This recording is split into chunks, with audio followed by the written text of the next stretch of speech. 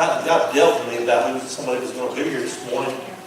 And the individual doesn't think they're worthy or of any value. And he said, of any worth, of any value. And that's what the Spirit spoke to me. And he said, and my heart just melted with him because, if we knew how precious we were to God, I don't really think we would ever let that cross our mind. How precious you really are to Him and how wonderful you are to Him. And individuals that said this morning, you don't think you're worthy or you don't think you're of any value this morning. And God just wants you to know that. I want you to listen to this message this morning because you are very valuable to Him. It's not even part of my message. So I'm just sharing it with you off the bat. I'm going to jump off that and do my message. My message is titled, Blessed Are We. I'm titled that message, Blessed Are You. You are a blessed person this morning. You really are. When I get through, you'll understand why you're so blessed here in a moment. But you are a blessed person. I don't care what you went through this week or month or years or whatever, you are blessed. God has so blessed you. We'll start off with Isaiah 5, 1 through 6. We'll take off from there. Who has believed your report? And to whom has the arm of the Lord been revealed? Verse 1. For he shall grow up before him as a tender plant, and as a root out of dry ground. He has no form of comeliness, that when you see him, there is no beauty, that you should desire him. He is despised and rejected by men, a man of sorrow, a man acquainted with grief. And we hide, as it were, our face from him. He is despised, and we did not even esteem him. Surely, he has bore our griefs and carried our sorrows. Yet we esteemed him stricken, smitten by God, and afflicted. But he also was wounded for our transgression and bruised for our iniquities. The chastisement of our peace is upon him, and by his stripes we are healed. All, like sheep, have gone astray. We have turned everyone to our own way, and the Lord has laid upon him the iniquity of us all. I don't want to do that last part of us all. The first part I want to take off is the first two scriptures because I want to reveal this a little bit to you. Who's believed the report? What report is he talking about? That's the first question you have to ask yourself when you read the scripture. What report is he talking about? And I'm going to tell you the report he's talking about is Christ. Who believes the report we're about to tell you? This is a prophecy of Jesus Christ, this whole scripture is. This is a story about him. This is a picture of him being revealed all the way back in Isaiah. He's pulling out who he is and what he's going to do and what he's done. So it's a beautiful, beautiful piece of scripture, and it gets me so excited to read it because I picked up so much out of it. Who believed the report? You did. Yes. You believed the report, or you wouldn't be here this morning, or maybe you're fixing to believe the report. You did, but most of the world doesn't believe that report. Okay? They choose to not believe it. But you did this morning, so you're blessed. You're blessed because you did believe the report. So say the scripture in Romans says, so then faith comes by hearing. Faith comes by hearing. You heard the report of Christ, and somewhere along the line it got a hold of you, you believed it, and then you become blessed in that process. It's a process that takes place, and we'll go through that process in a moment. But the process, part of it is, first of all, you had to believe it, but you had to hear it. Unless you tell somebody, unless you get out there and speak the report to somebody, they never hear the report. I worked next to a guy for years sitting on a fabric counter out in Michelin, and here he's a man fixing to retire, and he never heard the report. I shared the report with him, and a 67-year-old man, or 60, I don't know how old Keith was, he's pretty old, solid white-headed. He got saved. He never heard the gospel. He never knew what Jesus did for him or was going to do for him. You may be working next to somebody like that right around and never heard a report. But it's your responsibility to tell him. Amen. He believed it. He was then saved. I was such a young Christian at that time. I was ignorant of all that. It scared me to death.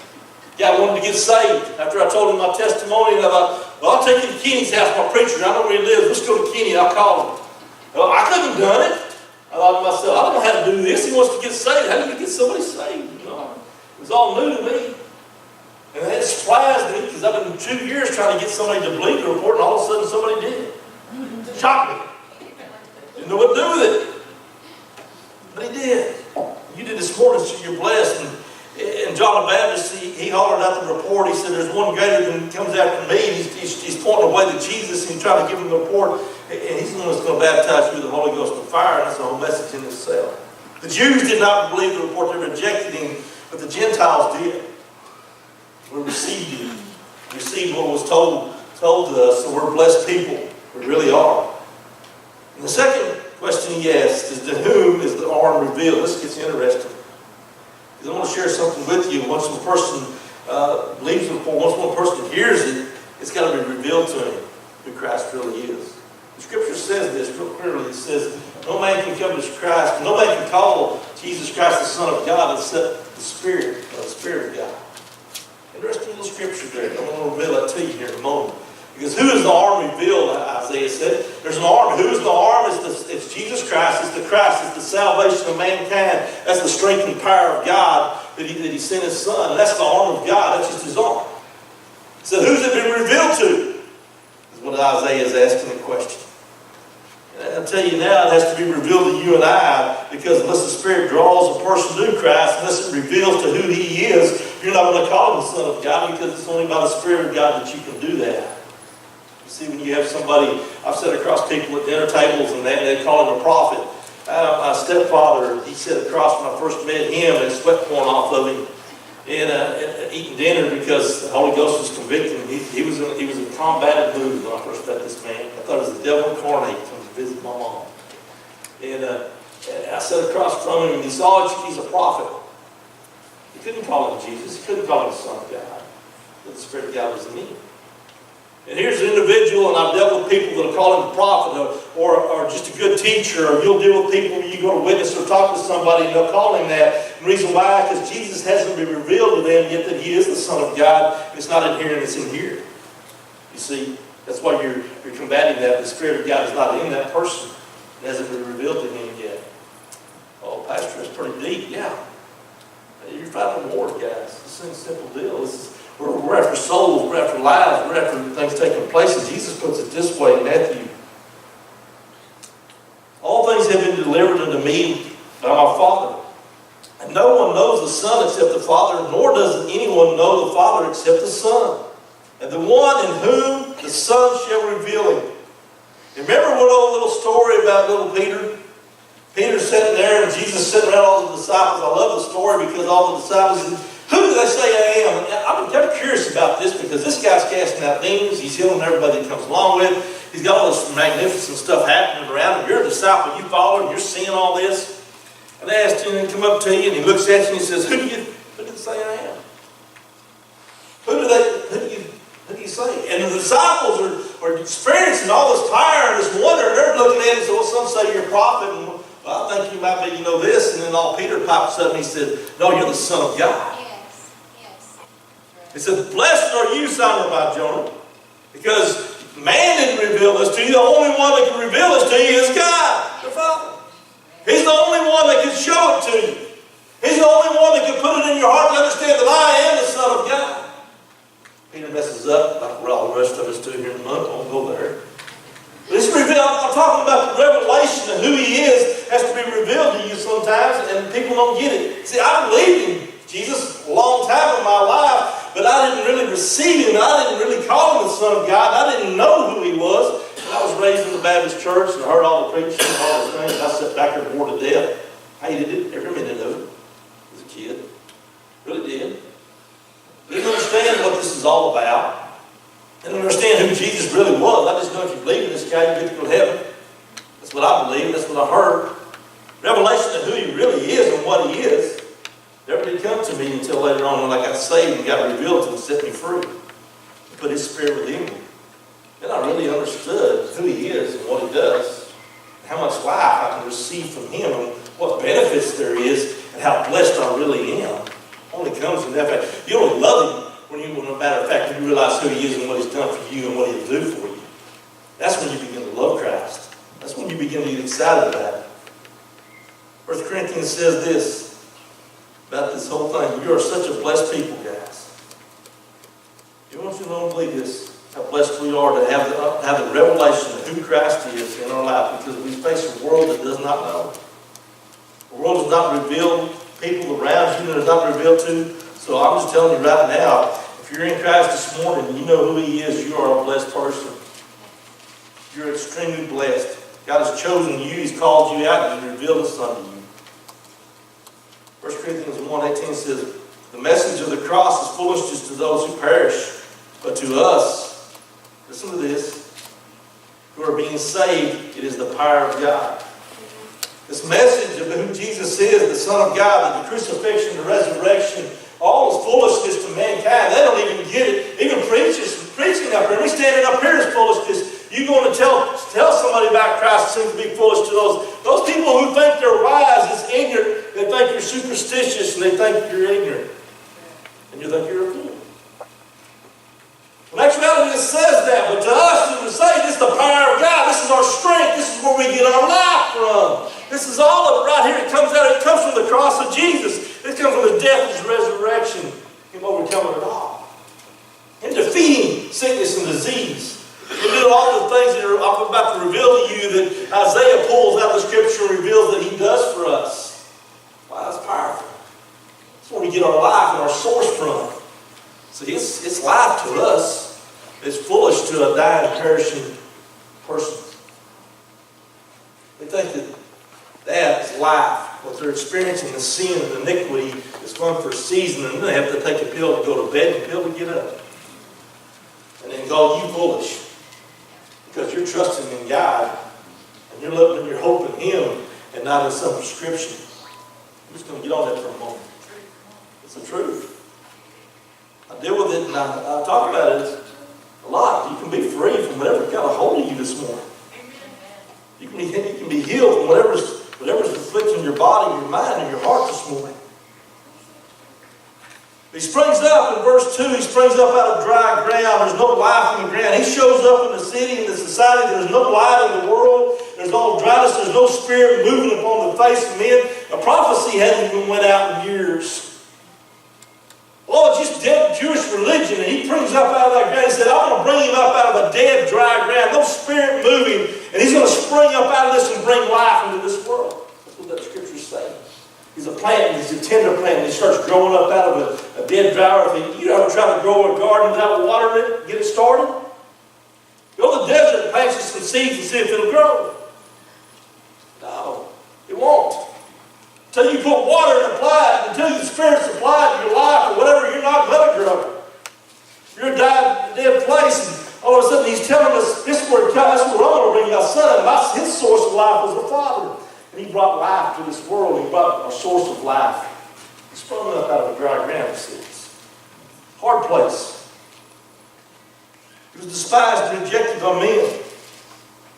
I remember doing that very thing. I remember rejecting Him. I remember despising Him. I remember thinking it was unworthy or just worthless. It was just crazy. I don't know why anybody. I remember guys when I played football, he got saved and carried a Bible around with him and made fun of him. I remember doing all that. I remember rejecting Christ. I remember rejecting the story. I remember rejecting all of it. And I remember turning my face to it all and thinking it's just craziness. And it made fun of the people who believed it. It really did. I was in that place and I rejected Him and I despised Him also. And a lot of you did the same thing. Sitting here this morning, you say, Pastor, I did that very thing. Not maybe to a big degree, but I've done it to a degree. You despise Him. You rejected Christ. And men do it every day, right now. Despise Him. They're rejecting Him. And here's where it gets interesting. He's a man of sorrows, acquainted with grief. He's a man of sorrow, Christ is. And He's acquainted with grief, He says. And we paint this picture of a lot of different things in Christ, but right here, grief in Hebrew means disease and sickness. Imagine meaning a little bit. He's acquainted with disease and sickness, it says. Grief. What brings you grief? You get a good high fever and you lay in bed sick, you're pretty grieved. Yeah? You get a back killing, you got pain throughout your body or whatever it might be, you're going to be pretty grieved, aren't you? He was acquainted with this. He knew it. brought to him, he healed. He was acquainted with those things. He knew that grief was. And here in a minute, you're going to see when he takes it, he lifts that grief off of us. In a moment, he said, this is what he does. You see, Christ said this, I come that you might have life more abundantly. I just didn't come here to just to be saved. And that's what the Jesus that I had when I was younger, he was just wanting to get fire insurance to get to heaven.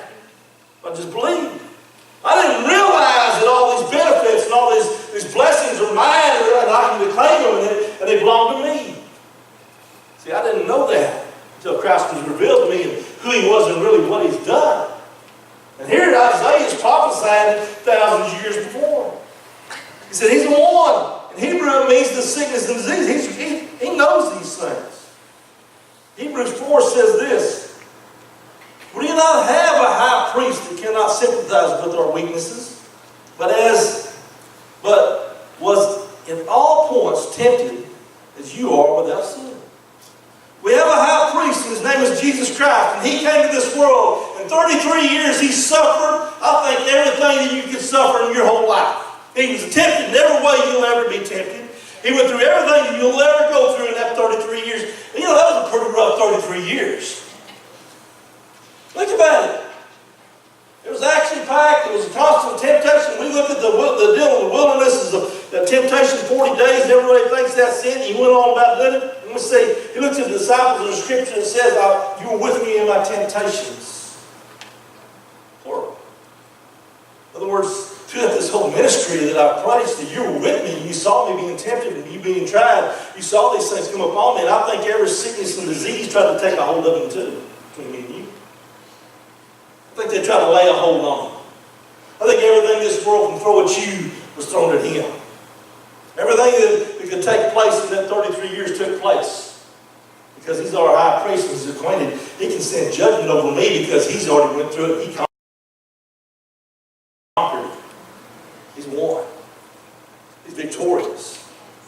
So I can stand before him, and he knew what I went through. He knew how hard it was. He knew what difficulties I had. He looked at all these things, and he's saying he can judge me, so he can sympathize with what I was going through and why I did what I did. I'm blessed. I'm blessed he went through it. And he loves me, and he sympathizes with me. He understands it. And you're going through it, and you're going, I'm all alone, but no, you're not. He's already went through it. He said it right here in Hebrews. It says, I sympathize with you. I see where you're at. I've been there. Yes, yes. I've already went through it. I conquered it. If you hold on to me, we'll conquer it together. We'll go through it. Yes. You'll come out the other side. Yes. Just like I did. You're hanging on to me. You're trusting me to get you through it. And here the problem is, a lot of us think we can do it on our own. Oh, God, help me a little bit. Help me get through this. No, I don't pray that way. God, you get me through this. I can't do it. I'm a man, I'm weak, I'm feeble, I'm a person that's subject to sin, my heart is constantly evil. I'm this person which you conquered, you defeated. God, you get me through this because I don't think I can make it. That's my attitude. I'm still standing. I'm still standing. And man, I go through it sometimes, and you do too. You're still sitting here this morning. You went through it. God brought you up to the other side of it. You're sitting here this morning. Why? Because he got you there. Yes. It wasn't on your abilities. It wasn't on your own strengths. Because if it was, God's not getting the glory. It's on his power, on what he's done for you. And he's already had his victory that you're claiming. That'll get you through it. Anything that comes your way. It does not share glory to man, because while we're evil, we'll take it. We'll think we're somebody. Yeah, we'll get there in a minute. I'll get ahead of myself. Where am I? John 3 says this. We shall hide our face. Let me go back and read this one more. God. The next scripture goes on and says we hide our face from him. You hide your face from him. You don't come to him. Remember, you know why? Because why? I just preached a little bit of it just now. The reason why is because we hide our faces, because it takes us to be humble. It breaks our hearts. We have to become as a child. We have to humble ourselves. We have to understand that he's God and we're not. And we're dependent upon him totally for our success and our failure in our life.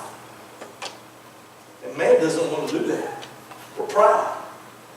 We're stubborn. We're tough. I don't need no help. I'm help. I need help. I'm weak. That's the way people view life sometimes. That's the way I viewed it. You're not a man if you need help. You're not a man if you cry. You're not a man if you do these things. You're not a man if you bow down there. So we hide our face, and also we hide our face from Him because when we come to the cross, all of the iniquity and who we are begins to show out, and it all begins to break our heart. So we don't want that. I don't want to know that I was bad or I was evil. In fact, I thought I was really good. I did. I thought I was good. I didn't run around with my wife. I didn't drink. I kept a great job. I gave her a new home, a new land. I had it all made. Had 2 great kids. I was a good person. Lo and behold, when I came to the light, I realized I was going to hell. I was evil within my heart and evil within me. And I was going to a place that I can't even imagine. And I thought I was a good person. But when the light was revealed and it shone within me, I realized how evil I really was. And it brought me in a place of repentance. And they will hide their face from that. Why? Because they're proud. So God resists the proud and gives grace to the humble, the Scripture tells us. We'll hide our face from it because, I don't want my life to change. I like it the way it is. I don't want to have to change. I've heard that so many times as a pastor. I don't want to change. I pray, God, change me. I don't want to be this way. God, mold me, shape me, direct me. Maybe somebody that you would have me be, God, because I don't want to be the way I am. That's where God wants. He wants somebody that says, here I am, I'm a pliable person. You take me, you change me, you make me. And that's what God's looking for, somebody that cries out with humility and understand who they really are. Well, then, you got to pay. You're blessed. Because God will do that. He'll change you. He'll change your life. He'll change your lifestyle. Totally transform mine. I went from a factory worker to living on land that was paid for and a house paid for all the way to doing this and don't own nothing anymore but a boat to pick up. That's about it. Wow, what a change. I love every minute of it. It's great. Especially when the fish are back. It's supposed to be a joke. You're all supposed to laugh. Did not esteem Him. We did not give Jesus value. Now, here's the problem.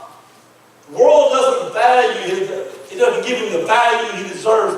He's the most precious stone. And He was a parable about this. Jesus lays out all these different parables about the value that He is. It's a man who went and found a precious stone, and he went and found let's just put it this way, I'll put it in Texas terms. I go out here and dig up the back pasture, and I find a diamond farm there. I mean, there's diamonds here, and diamonds there, and diamonds here. I'm going to cover that back up. I'm going to go buy this land, Jared, because I know what's there now. I'm going to make sure I get the surface mineral rights also when I buy it. When I buy this land, I got it, I go back and I dig it up, and I'm going to claim it. I'm a rich person. I'm wealthy. That's the way you value Christ. What we do is we don't value Him. We don't sell totally out. We sell everything we got to purchase this piece of land that we might obtain the most valuable thing there is in this world. You see, that's what we don't do. We don't value Christ. We don't esteem Him like we should because we don't put the value that He really is in our life. He's all we have. And you have to sell out to retain all of it. And I want to sell out all that I've got that I might have Him. I physically and spiritually did that in my life. I might not require you to do that, but He's going to require you to do it in your heart. It's a sellout. I'm yours. No longer me, but I'm yours. I'm selling out. I'm giving you all that I've got. I'm giving you myself. Value. I value you more than I do this life itself. I do. I tell people, I said, I don't know why people fear death so much. So often I understand I may even fear when my time comes, I don't know. When I get there, I look in and I said, I value Christ, I value heaven. I want to go to heaven more than I want to be here sometimes. I value Him so much that I want to be with Him more than I want to be here. There's nothing here anymore. I had one man come to me and tell me, I believe I can live forever. I believe I can be without sin because of Christ, and I should conquer every sickness and disease. Well, yeah, you got the faith, maybe so, but man, so why do you want to be here forever? Why do you want to make it down here forever? I think I'd rather be in heaven with Christ and the Father than I would be anywhere. This world has got temptations, trials, and tribulations, and all that stuff. There's peace, joy, love, meekness, and all the good stuff's up there. The reward's up there. It's not here. It's amazing. It's amazing to watch people, and when you think, you have to change the way you're thinking. Do you value him more than you do yourself this morning? They didn't esteem him. They didn't have value in him. He bore our griefs. What I tell you, grief was a while ago. Hebrew, sickness and disease in Hebrew. In other words, he took and he lifted that sickness. He bore those. He carried those things. He lifted our grief. Lifted our sickness and our disease. Carries our sorrow. All right, he bears and labors. This means carry. Our sorrow means pain and anguish. In other words, he carries those. In other words, I'm not going to have to suffer pain and anguish. He carries those things. The young lady had a foot surgery here a few weeks ago. She's had back pain almost all of her life, and she's on medicine. And you ladies come up and you laid hands on her a few Sundays ago before she had surgery about her back, wasn't even her foot. She come back that night, Sunday night at church, and she looked at me and she said, I went through Walmart and didn't hurt one time. And all the way around, I didn't have no pain. He said, I don't get it. I said, wow, it's amazing. I don't have pain. What did I just read you? What did Isaiah say? He said, he carries our sorrows, our pain, and our anguish. What that means in Hebrew. It means he carries our pain. It means he carries our anguish. All that stuff. Your fear, your anxiety, you're tormented, you're tortured by all the anguish and the things that anguish you and the fears that you have in your life. He'll carry those if you'll just let him have it. So cast your cares upon me, he says in the scripture. In other words, take that thing, like you do a fishing reel and a rod, hook it on the end of that rod, whatever you're fearful about, whatever it is, and take and hook it on the end of that dude and just take and cast it out there as far as you can. And don't reel it back. Let it go. Let him have it. You can visualize whatever it is in your life, you can do that. I guarantee you, he'll kick it up and he'll carry it away from you. Carry it off of you.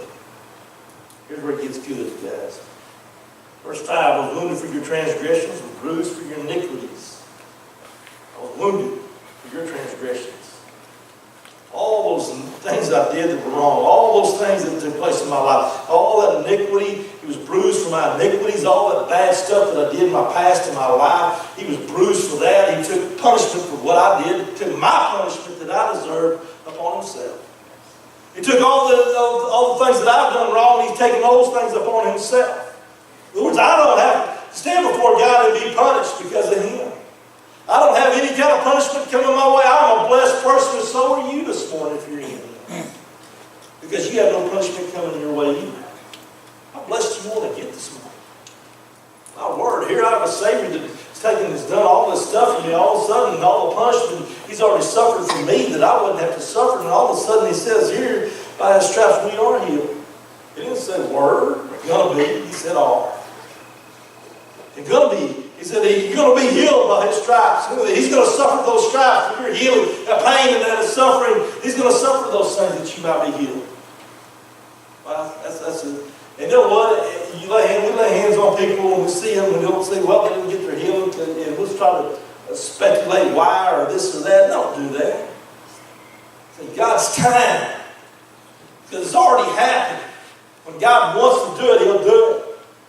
When God wants to completely heal their body, they will be healed. And it may be at death.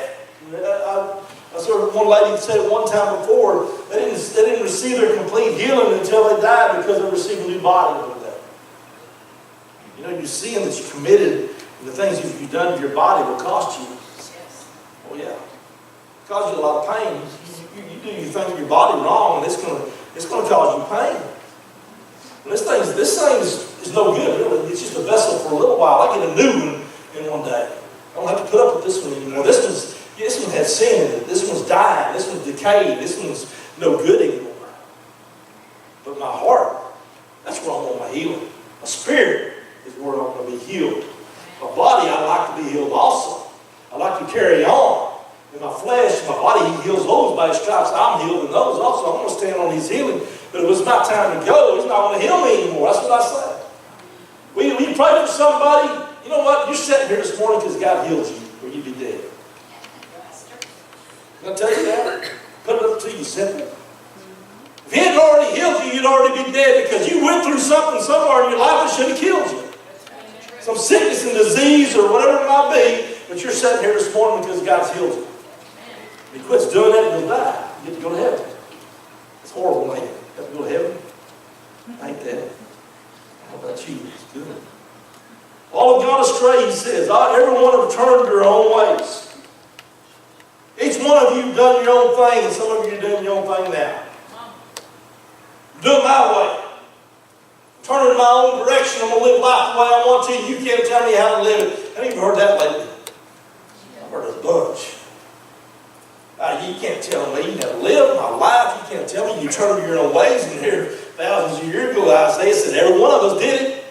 Every one of us got to be a teenager and told mom and dad, this is it, I'm doing what I want to. I don't care. I stuck around and did it. You did what you wanted. Lived how you wanted to do it. You're going to get there sooner or later. You're going to do it your way. Wow. Every one of you done it. Then all of a sudden he says, in verse 6, he said, and the Lord laid upon him the iniquities of us all, because when we turn our own way and we do live life like we want to, we're going to commit iniquity. Let's be truthful with you. You live like you want to live, and sin's going to be in it. It will. Sooner or later, you're going to do it. Sooner or later, you're going to be involved in it. Sooner or later, it's going to happen to you. I'm going to do it my way. You know what? I do it God's way now. Every time I've done it my way, it comes into disaster. Even in church, when we do something in church or try to do something and I want to do it my way, I better watch out. I better be asking God, what way does he want to do it? Because if I do it my way, it's going to end in failure generally. So I'm going to do it God's way. Do it his direction. So quit trying to do it your way and do it his way. Quit trying to live life the way you want to think you want to do it. And you know, I've done this before. Me and my wife have done. You give to each other, and all of a sudden you say, I want my day. I want to do what I want to do today. I've done what you want to do long enough. You ever done that? Mr. Couples? Yes. Oh yeah, you've done it. That's something similar here. See, I want to do it my way today. This is my day. Well, that's a lot of people's every day. It's going to be my way. And now you go, and all of a sudden you're blessed and reveal who Christ is and what he's done for you, and all you said is, what do you want me to do today, Lord? How do you want me to live my life? It's your day today. Every day is yours. My life is yours. My heart is yours. I'm so blessed. I don't have to do anything. You carry my iniquities, my sorrows. You give me joy. You give me peace. That's where I find my strength to live. This is where I find the joy of life is out of you, not of the person. Just guys, young couples, nobody's going to make you happy. No way, shape, or form. God's going to make you happy. And you together and serving God will make each other happy. Marriage counseling, a lot of them are here. I need to be here for that. Together. Blessed are we as people.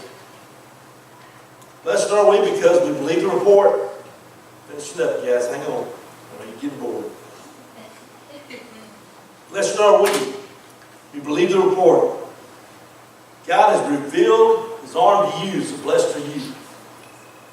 God has revealed his arm to you, so you're blessed. If you haven't had that this morning, that God revealed to you and you believe the report, you need it. He knows your sorrows and griefs, so you're blessed.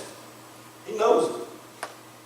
He overcame sickness and disease and death. He's already had victory over that. You've hidden from him long enough. As a person, you've hid your face from him. And now he's saying, I don't want you to hide it anymore. We didn't have value, or you didn't regard him in your life. You didn't esteem him the way he ought to be esteemed. He's not valuable to you. You haven't sold out to him this morning. He's not your Lord, your Savior. He's not your Redeemer, your Healer, your Deliverer. He's not your everything every day. You haven't valued him like you should. It's you this morning. God's talking to you in your heart this morning. Because if you don't value him, you'll find no value in yourself. I'll say that one more time. You'll find no value in yourself, because when you value him, you find out just how precious you really are. You are really precious. precious. He died for you, and He carried your iniquities, your sorrows. He knows the hairs on your head. He loves you with compassion and mercy you can't even imagine. We can't even comprehend the love that God loves us. And if we don't value Him, I'm not valuing myself, I'm not valuing in Him. I'm much to Him. I'm very valuable, and He died for me. So I'm very valuable. You don't think you are this morning. You don't esteem yourself. You think you're nobody or nothing. God's saying, yeah, you're valuable to me this morning. It's talking to you. Carries my pain and my sorrow, my anguish. He was wounded for my transgression and bruised for my iniquity. By His stripes we are healed.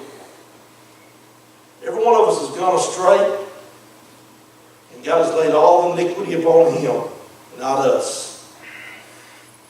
We're blessed because we believe the report, and the harm has been revealed to us. Each one of you. If you don't believe the report, it's true this morning, and I've had trouble believing this report. The arm of God has not been revealed to me yet. I don't really know who He is. I haven't sold my life out to Him. I haven't really totally given Him my whole heart. That's you this morning. That's your opportunity. And I remember making that walk. I'd gotten saved. I'd given my heart to the Lord at home. Suffering much pain and sorrow and affliction I was. And I remember the journey I walked after I gave my heart to the Lord. I was sitting in church for about 3 or 4 months. And that journey I made, that one service that God took the Spirit shook and drew me up. And then He brought me to this place, and He revealed who He was to me and what He did inside of me, how He transformed me in that moment's time. So, wow. I knew who He was. And nothing was going to take that from me.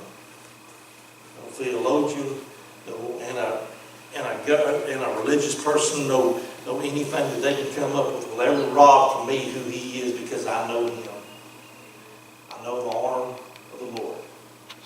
And nobody can take that from you when you know Him. So if you don't know Him this morning, you're not going to want to commit iniquity anymore. What's going to happen to you is your desire is going to be for Him and not for the iniquity that's trying to get a hold of your heart and life this morning. He's going to transform your desire in your life and your heart. It transforms your direction and your focus in life also. Powerful. Powerful. Jesus is a powerful. You believe this morning? Or you value Him? That's you. Somebody sat there this morning doesn't, I hope they made it this morning.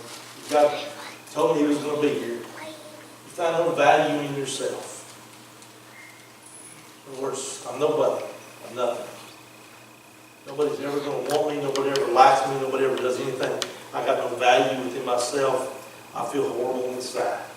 And only God knows how bad I feel. Nobody knows around you how you feel. Sitting next to you, nobody knows how you're tormented in your mind and your heart. Nobody knows what you're going through. You've hid it well. And God says you're valuable to me. Extremely valuable. You make that walk and just let Him love you this morning. Make that walk that I made years ago. Let Him wrap His arms around you and just show you how much He loves you this morning. Let's stand for